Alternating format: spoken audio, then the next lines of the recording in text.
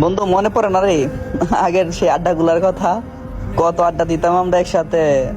দেখ তোদের সাথে মিশতাম বলে ফ্যামিলির লোকেরা কত কথা বলতো, কত মার খাইছি রে ভাই। তাতে তোদেরকে বলে বুঝাতে পারুম না। তারপরও দেখ বন্ধু, তোদেরকে ছাড়ি নাই। আছে টাকা কামানোর জন্য আমি বিন্দেশি, কিন্তু এখান থেকেও তোদের কথা মনে পড়ে, আর চোখ দিয়ে অবিরত পানি পড়ে রে ভাই।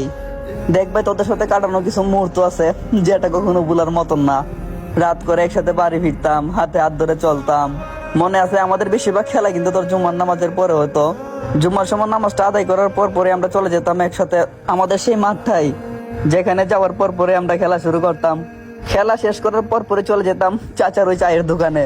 সেখানে যাওয়ার পর পরে শুরু হইতো বিল নিয়ে দ্বন্দ্ব। কিন্তু আজ দেখ বন্ধু, কি থেকে কি হয়ে গেল। একা একা রাস্তা দিয়ে বের হওয়া লাগে, একা একা চলা লাগে, আর কেউ বলে না যে বন্ধু আই দোকানে যাবি, আই বন্ধু বাজারে আজকে নতুন মার্কেট হইছে, আই বন্ধু এখানে ঘুরতে যাবো।